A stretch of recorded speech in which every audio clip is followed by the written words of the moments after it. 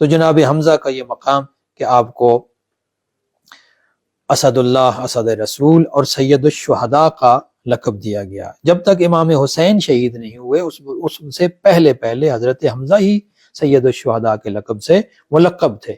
امام زین العابدین سے ایک حدیث ہے جو اس بات کی وضاحت کرتی ہے۔ وہ فرماتے ہیں کہ پیغمبر اکرم کے لیے وہ دن بڑا سخت تھا کہ جب احد کے موقع پر آپ کے چچا جناب حمزہ کو شہید کیا گیا۔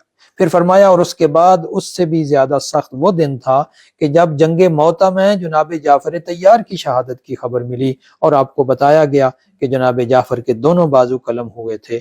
تو اس کے بعد پھر امام زین العابدین فرماتے ہیں لیکن حسین ابن علی کی مصیبت جیسی کسی کی مصیبت نہیں، لہٰذا ان کی عظمت کے برابر بھی کوئی اور کسی کی عظمت نہیں۔ وہ فرماتے ہیں اس لیے کہ 30,000 افراد اکٹھے تھے اور وہ 30,000 افراد اکیلے حسین ابن علی سے لڑ رہے تھے، کیونکہ آخر میں آپ تنہا رہ گئے تھے نا۔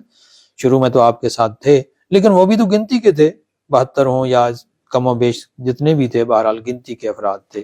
تو آخر میں حسین ابن علی تنہا رہ گئے تھے اور مقابلے پر 30,000 کا لشکر تھا۔ تو امام زین العابدین فرماتے ہیں کہ یہ لشکر جو حسین ابن علی کے مقابلے پر آیا ہوا تھا، یہ حسین ابن علی کا مقابلہ کر رہا تھا قربتاً اللہ کی نیت سے، یعنی وہ کہہ رہے تھے کہ ہم حسین ابن علی کے ساتھ جنگ کر کے ان کو شہید کر کے گویا نعوذ باللہ عبادت کر رہے ہیں۔ تو اس لیے فرمایا کہ حسین ابن علی کی شہادت سب سے بڑی شہادت ہے، لہذا اس کے بعد سے قیامت تک کے لیے سید الشہداء کا لقب حسین ابن علی سے مخصوص ہو گیا ہے۔ پروردگار